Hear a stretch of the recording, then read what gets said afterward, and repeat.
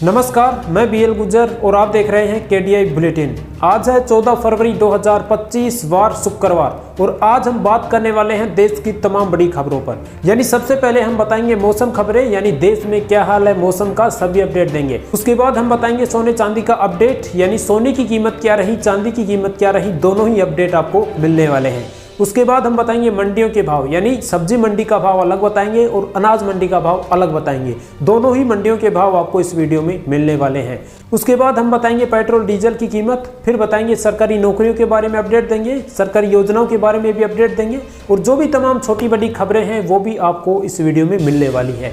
तो आज ही जुड़िए केडीआई बुलेटिन से, चैनल को सब्सक्राइब करिए ताकि समय समय पर लेटेस्ट न्यूज आपको मिलती रहे। और अगर आप ये सभी न्यूज पाना चाहते हैं तो केडीआई बुलेटिन के टेलीग्राम पर डाल दी गई है, वहां से डाउनलोड कर सकते हैं। तो चलिए फिर देर ना करते हुए वीडियो को शुरू करते हैं और आगे बढ़ते हैं। आज 14 फरवरी 2025 वार शुक्रवार है। सूर्योदय 7:04 पर होगा, सूर्यास्त 6:17 पर होगा। हिंदी तिथि फाल्गुन माह कृष्ण पक्ष की द्वितीया है। चलिए आज के दिवस की ओर चलते हैं। 14 फरवरी को वैलेंटाइन डे दिवस मनाया जाता है। जी हाँ साथियों, चलिए अब कुछ मौसम अपडेट देखते हैं।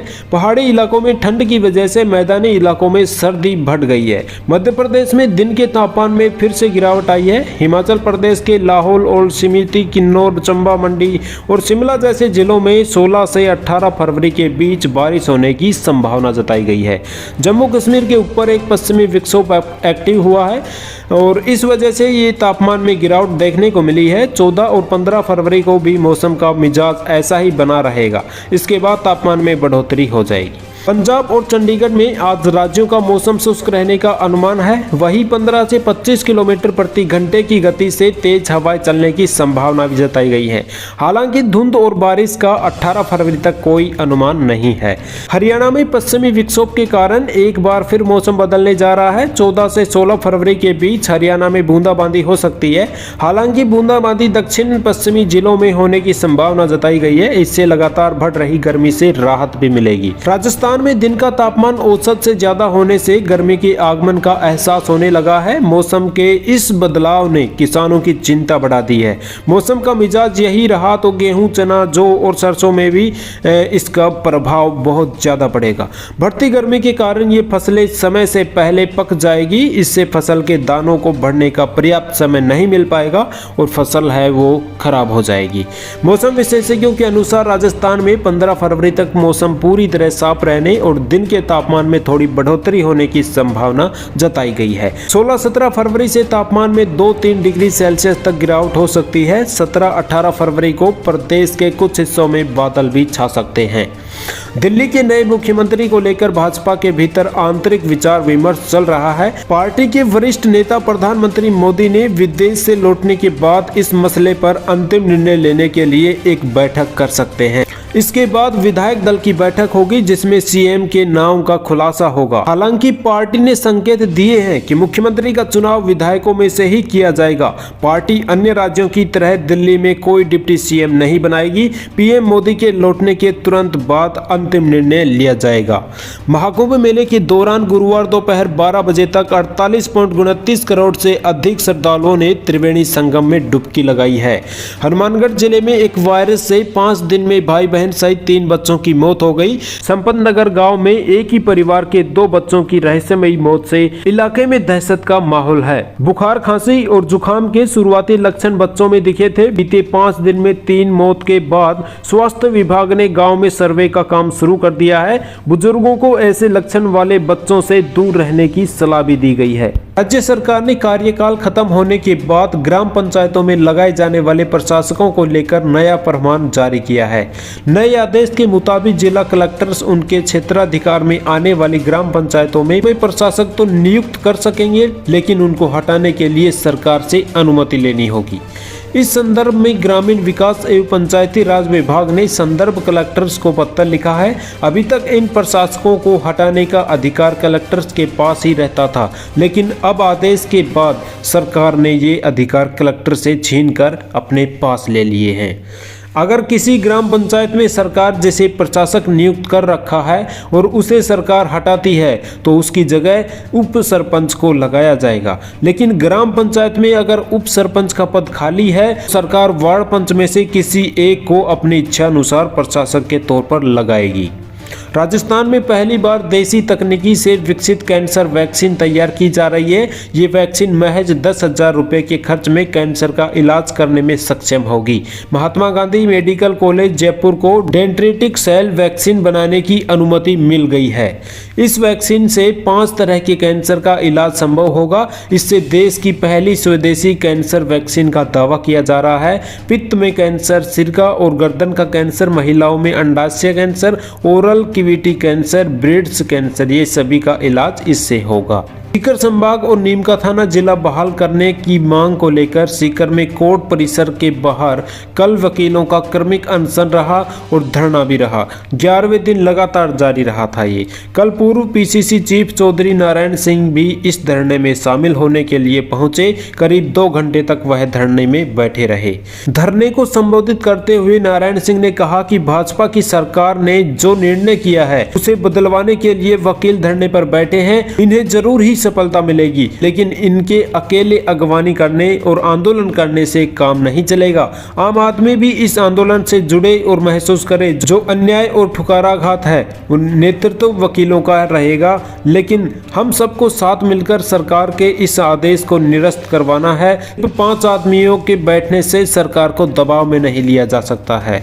राजस्थान में गुरुवार शाम करीब 5:28 पर भूकंप के झटके महसूस किए गए। जालोर और सिरोही जिले के इलाकों में करीब 3 से 4 सेकंड तक धरती कांपती रही। सिरोही जिले के माउंट आबू, आबू रोड और रेवदर के साथ ही जालोर के रानीवाड़ा और जसवंतपुरा सहित सिरोही की सीमा से लगते गुजरात के कुछ क्षेत्र में झटके महसूस होते ही लोग घरों और दुकानों से बाहर निकल आए।